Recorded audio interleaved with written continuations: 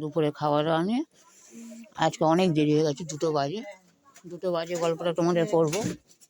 কি জন্য 2টো বাজলো, এই দেখ একদম সরু চালের ভাত করেছি, ভাতও ঠান্ডা, একদম ঠান্ডা ভাত। আর তার সাথে দেখো আলু ভাতে বেগুন পোড়া, দুটো আলাদা আলাদা মেখেছি। আর উচ্ছে ভাজা, গোল গোল করে উচ্ছে ভেজেছি। আর এই পালং শাক ডাল, উপর দুটো ধনে পাতা ছড়িয়ে দিয়েছি। এই পালং শাকটা যদি আমার গাছের পালং শাক, দাদাভাইকে দিই, কেন এক পদ তরকারি দিয়ে সব তো খাবে, ওই জন্য এই যে মাখিয়ে দিই আগে।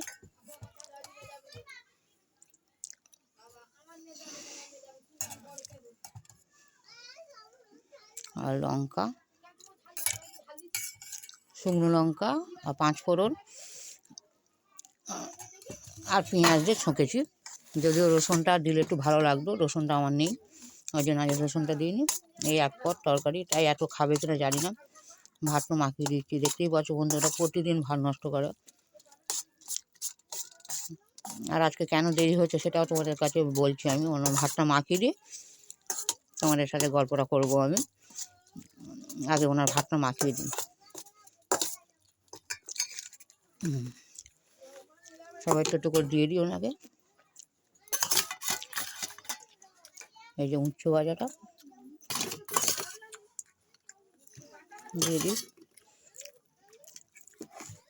এই আলু ভাতটা,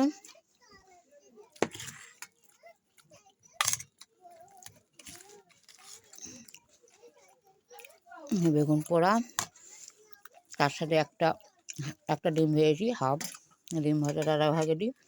আর এইটা দেখো করেছি ফুলকপি, আলু আর পেঁয়াজ কারি ভাজা।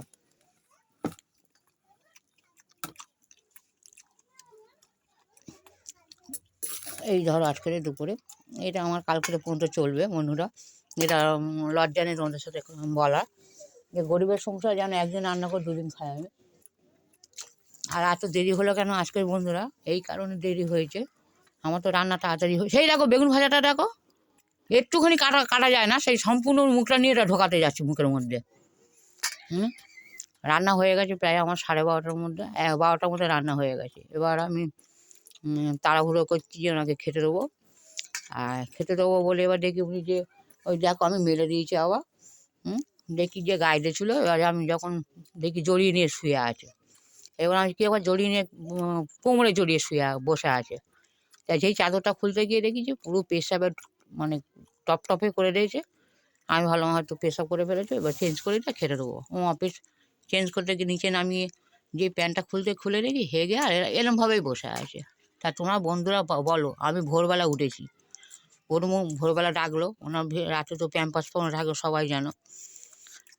এবার রাতে যখন আমি ভোরবেলা উঠি, যখন চেঞ্জ করতে যাই পুরো ভিজে, কম্বল টম্বল সব ভিজে, সব রোদে দিয়ে দিলাম বেলার দিকে। তার মধ্যে দেখি পটি করে বসে আছে। সেই প্যাম্পাস খুলে দিয়ে ভালো করে ধুয়ে ধুয়ে মুছিয়ে আবার নতুন জামা প্যান্ট পরিয়ে রেখে দিলাম। আজ আর স্নান করাটা হবে না, যাকে সেই একবার ভোরবেলা করলো। আবার এই রান্না করে যদি তোমার বন্ধুরা বলো, যদি আবার নোংরা ঘাঁটতে হয়, এমনিতেই আমার খাওয়া দাওয়া সব উঠে গিয়েছে ওই শুধু এই গ্যাস গন্ধে। অনেকে অনেক রকম বলতে পারবে যে করতে হবে স্বামী, হ্যাঁ স্বামী তো করছি, 9 বছর ধরে করছি, আমি দুজনেই করি। আমি কোনো সময় বলি না যে আমি একা করি, যতবার তোমাদের সাথে আমি কথাগুলো শেয়ার করি, কিন্তু আমি কোনো সময় বলি না যে আমি একা করছি, দুজনে করি। আমি আমার শাশুড়ি যা হোক দুজনে আছি বলে ওনার করা হয়। আর যদি আমরা দুজন যদি মধ্যে একজন যদি সরে যাই, হয়তো আমি নড়নড় করছি, আমি হয়তো বেশি দিন বাঁচবো না। আমার যা শরীরের কন্ডিশান হয়ে গেছে ওর পিছনে খেটে খেটে, আমি বেশি দিন হয়তো ভিডিওও করবো না। আমি না থাকলে তো ভিডিও করবে না, যাক ও হয়তো বেঁচে থাকবে, কিন্তু আমি হয়তো সরে যাব, কারণ আমার শরীরের কন্ডিশন খুব খারাপ। শুধু একটু নেশা, ভিডিওটা করি, ছাড়ি, আর একটু বক বক করি সবার সাথে। কেউ দেখে কেউ দেখে না, যে কজন দেখে তবু একটু ভালো লাগে। যে আমি আর পাচ্ছি না, এভাবে করতে করতে আমি একদম হপলেস হয়ে গেছি, যে একটা মানুষের পিছনে খেটে খেটে খেটে খেটে একটু সংসারের কাজ। আমার সংসারে কেউ নেই, আমার সংসারে আমি একা। আমার বাজারে যাওয়া বলো, জল তোলা বলো, ওর তো কাজ আছেই, জানে একটা পেশেন্ট থাকলে ঘরের দাওয়া যদি থাকে তার, হ্যাঁ আমার শাশুড়ি যতই করে যাক, হয়তো তিনি পায়খানা করলে এসে পায়খানাটা পরিষ্কার করে চলে যায়, হয়তো স্নানটা করে দিয়ে চলে গেল। সারাদিনে একটা মানুষের কাজ নেই, ওর প্রতিদিন 3বার 4বার করে প্যান্টে পেশাব করে ফেলছে, সেগুলো চেঞ্জ করা। রাতে বারে বারে উঠে দেখছি যে উনি পেশাব করে ফেলছে কিনা। রাতে জোর করে সারাদিন জোর করে পেশাব করানো হচ্ছে, যে পেশাব করো পেশাব করো, ওই যে দেখছি লোটাটা হচ্ছে, ওই লোটার মধ্যে উনি পেশাব করে। প্রতিদিন এনাকে ওনার পিছনে আমাকে লাগতে হয় যে এই পেশাব করো, এই যে একটা ঝামেলা। তার মধ্যে আমার নিজের একটা চিন্তা, কোথায় টাকা পয়সা আনবো, কার কাছে গেলে সাহায্য পাবো, কোথায় গিয়ে আনতে হবে। দেখো আমি ঘরটায় বসে থাকলে আমাকে কেউ দেবে না, আমাকে ছুটে যেতে হয় তাদের কাছে ছুটে যেতে হয়, তবে তারা আমাকে দেয়। আর কেউ আমার ব্যাংকে টাকা ঢুকিয়ে দেয় না যে আমি ঘরে যাই বসে বসে আমার স্বামীর সেবা করছি, আমি রান্নাবান্না করছি খাচ্ছি, তা না। আমাকে ছুটে যেতে হয় কোথায়, সেই এখানে সেই মগরায় যাচ্ছি, সেই একটা ইসে আছেন, একটা দাদা আছেন, তার কাছে সাহায্য চাইতে যেতে হয়। তা তিনি তো আর দেয় না, উম, তিনি আর দেয় না। আমি এর মধ্যে গিয়েছিলাম আমার চোখ অপারেশনের জন্য। আমার তো আর একটা চোখ অপারেশন করতে হবে, তার জন্য গিয়েছিলাম, কিন্তু তিনি মুখের উপরেই না বলে দিয়েছি যে আর দেবে না। যাক এগুলো আমাকে ছুটে যেত, আমার প্রায় এখন আমার আর একটা চোখ অপারেশন করতে 12,000 টাকা, মানে 15,000 টাকার উপরে খরচা আছে। আমি চেয়েছিলাম একজনের কাছে, সে তো ফোন করবে বললো, আর করলো না। যাকে তার হয়তো দেওয়ার ইচ্ছা নেই আমাকে। আসলে বন্ধুরা কী বলতো, অসহায় হয়ে গেলে পাশে কেউ থাকে না, এটা আমি নিজে বুঝতে পেরেছি। হয়তো আমার কষ্ট এগুলো তোমরা হয়তো বুঝবে না, যে আমার আমার জমানো কিছু নেই, বা আমার স্বামীর জমানো কিছু নেই, যে ওর যে কবছর চাকরি করেছে, ওর অ্যাসেট কিছু রাখিনি। আর যেটুকুনি ছিল ওনার ওষুধ ফষুধ কিনতে আমার সেসব বেরিয়ে গেছে। এখন আমার কিচ্ছু নেই, এখন আমি ভিখারি, সবার কাছে চেয়ে খাই।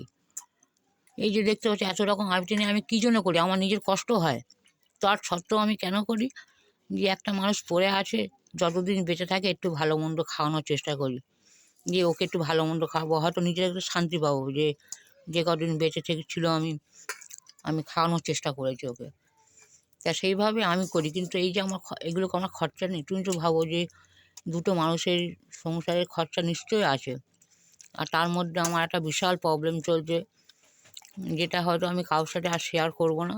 কেন, অনেকে আমার দুঃখটা শুনলে হাসে, কেন তো দেখিছো যে অসহায় দেখলেই তখন হাসে। সেই জন্য কারোর সাথে আর কোনো রকমভাবে এটা শেয়ার করার ইচ্ছা আমার নেই, যে কারোর সাথে শেয়ার করবো। যাকে তোমাদের সাথে অনেকটা কথা বলে ফেললাম, জানি না তোমরা কতটা বুঝেছো কি বোঝোনি জানি না, তো আমার বলার দরকার বললাম তোমাদেরকে।